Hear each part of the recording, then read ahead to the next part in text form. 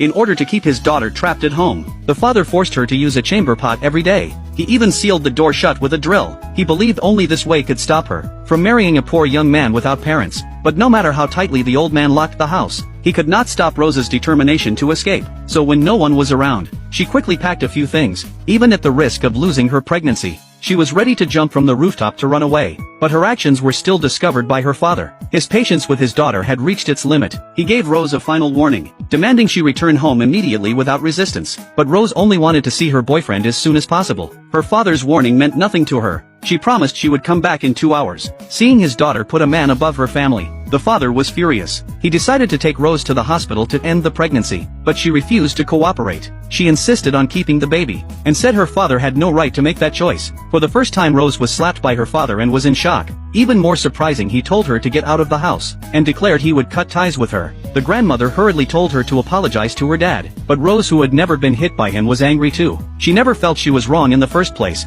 At that moment the father ignored their bond. He refused to listen to anyone, and drove his daughter out. Since she liked the poor boy so much, she should live with him. She must never set foot in this home again, because she was no longer his daughter. To make sure Rose learned her lesson, he warned the family not to open the door for her. Otherwise he could not promise what he might do. With her husband's command, her mother could only watch as Rose was pushed out. After all, the father was the head of the household. No one dared to go against his word. After being driven out, Rose could only take her bags to her boyfriend's home. The moment she saw Chaeyu, she felt all her sadness, but with him by her side, her emotions were soothed. As long as they were together, being cast out no longer mattered. For a 20-year-old girl, love was everything, but Chaeyu was still a college student. His sister Sayare believed he could not handle such a burden. He had no way to support a household yet, which would only leave all the responsibility on their mother. She had already worked hard raising him. Now she would also need to support his girlfriend and child. But those words were overheard by her brother. When Chaeyu learned he was adopted by their mother, he realized he had no reason to keep depending on her. After holding her back for 20 years, he decided to live independently and support himself.